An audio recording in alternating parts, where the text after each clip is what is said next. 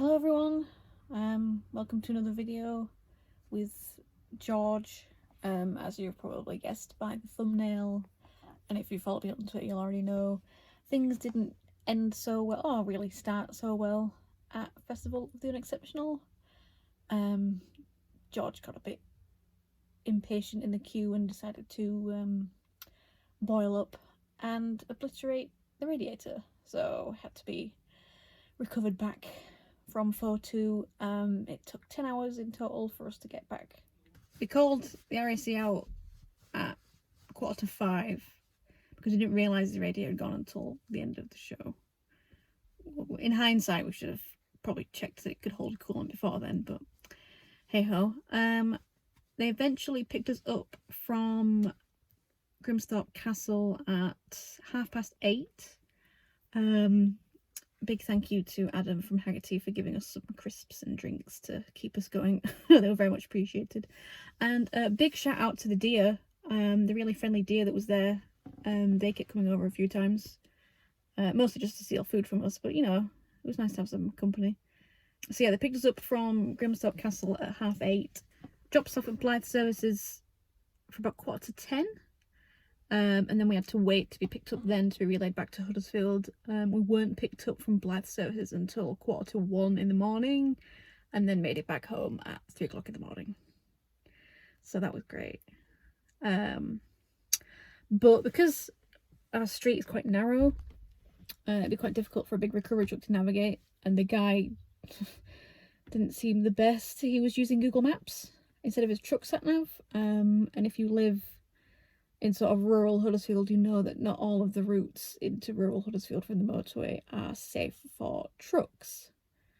So we had to basically direct him through town, and then we're just like, just drop it off at the main road. We'll drive it like the tiny bit up home. So we drove, technically, I'm counting it, we still drove home, albeit maybe a 1/4 mile, but we still drove home. And because it ran fine, it didn't smoke, a little bit of steam out the exhaust, but no big plumes of white smoke, so hopefully, fingers crossed, no damage was done. I've been very anxious about this for a while. I didn't manage to do this straight afterwards because I just had to prep the Scirocco for Radwood, so I've been busy with that. But now the Radwood's been and gone, which was a fantastic show. I will now see if I can get George back on the road. So I'm going to fit the new radiator. We're going to flush all the coolant. Well, coolant's already gone, but we're going to flush the system, fill it up with some 4Life that we bought from the Castrol stand at FOTU. It's similar to waterless coolant, but isn't quite waterless coolant. You can mix it with water, and it won't mess it up.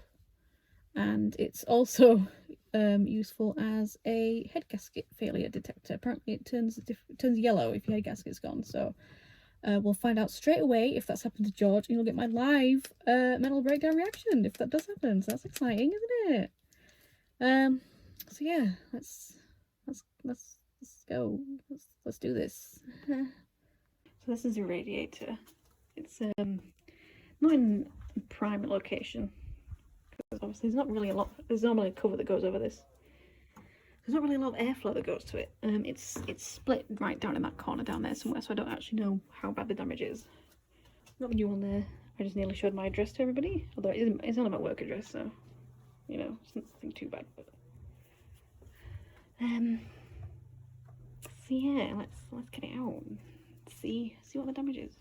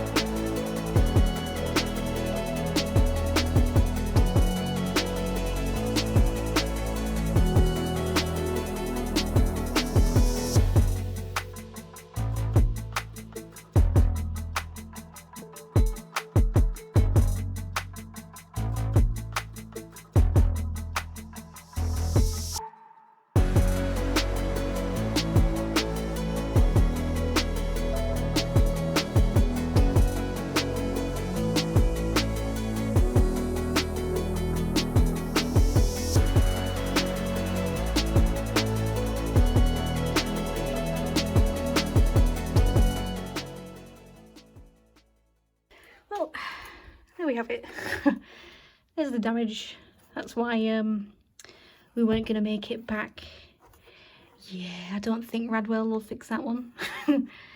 But looking at this, it's not an original radiator. Which is interesting, although it's pretty old looking at it anyway, so it may have popped a radiator before. Whilst I'm here, I'm going to take this off, and I hope the thermostat's behind it. I've googled this number and it says the thermostat housing, so I presume so. I'm just going to check the thermostat's opening as it should. It's not stuck. So we've done the thermostat test. This is boiling water fresh out of the kettle. It's probably been in here about 5 minutes, and it's shown no signs of life. So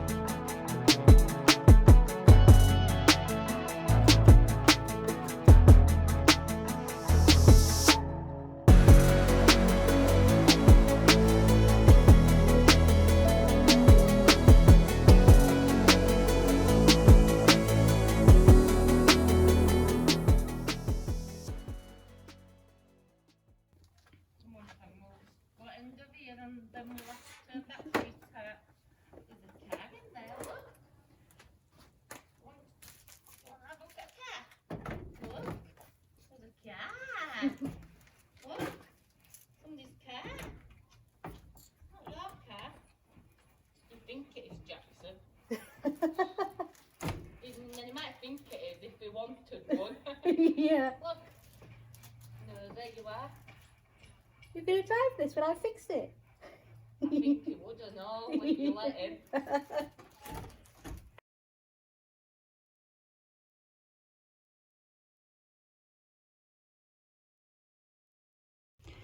Right, so the radiator's back in now after that brief visit by a neighbour's child. So apologies for not filming me actually getting it in, but you saw me take it out, so it's just a reverse, but with a lot less faff since I actually knew how it comes out now. So now we're gonna fill it up with flush the system.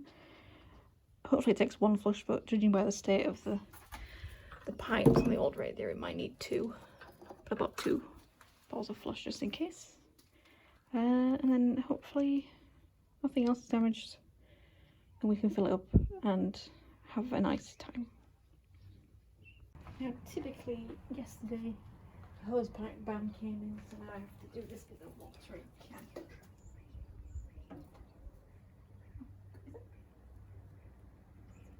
Fucking dead fly already, what the hell?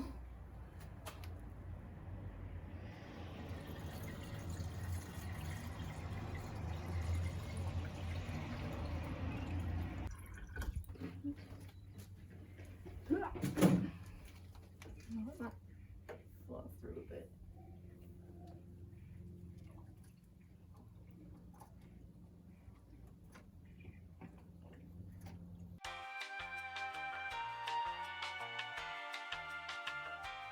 So we're on day 2 now, because I ran out of time yesterday.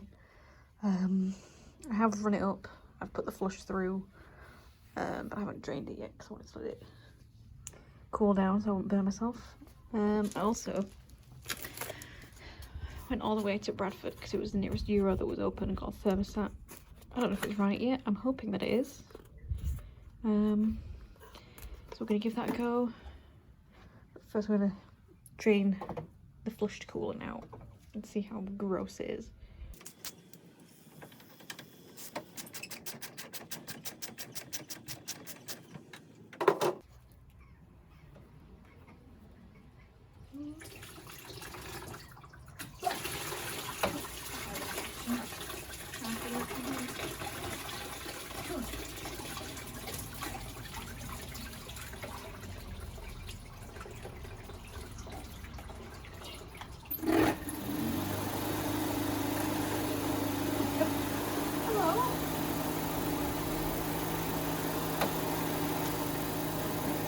fingers off then.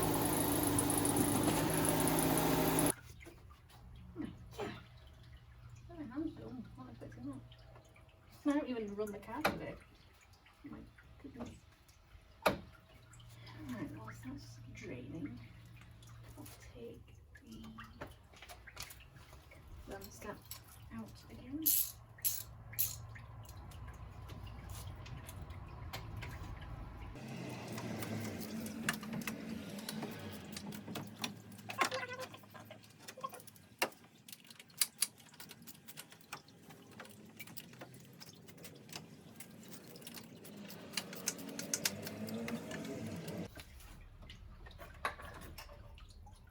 That's thermostat housing.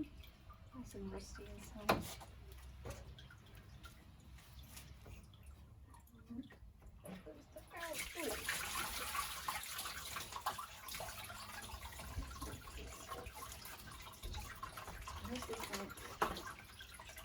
No, it's not. It's far too small, just like I thought it would be. Lovely. Well, that was a nice waste of a morning. So that's the old one. This is the new one. Nowhere near the right size.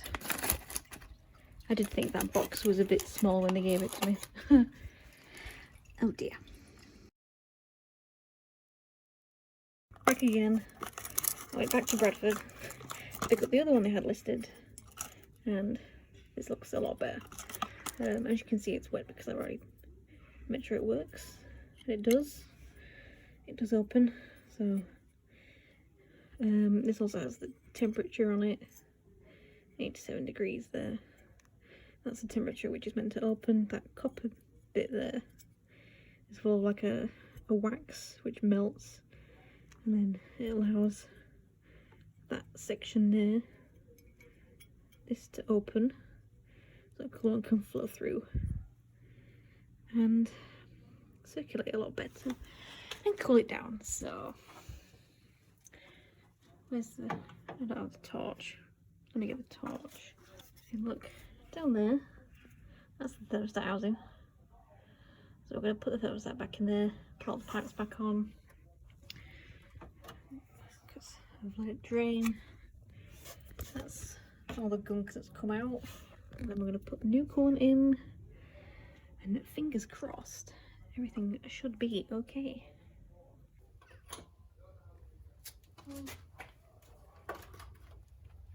New seal.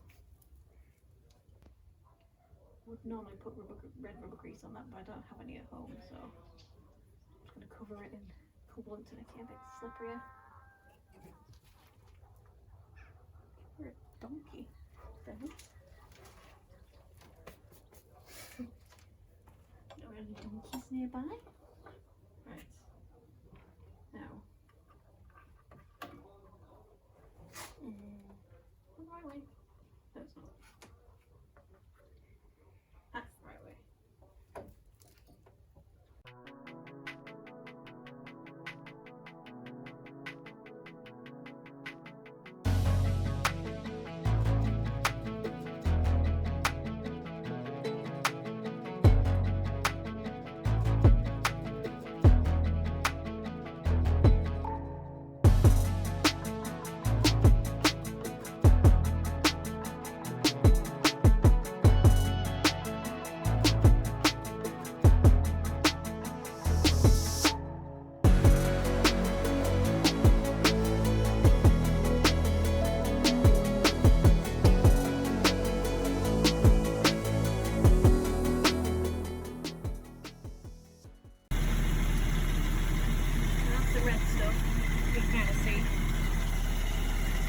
Let it run, and hopefully that doesn't turn yellow. If it does, I will cry.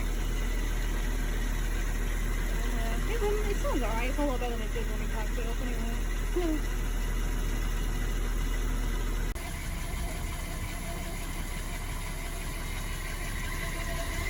Well, that's the new radiator on.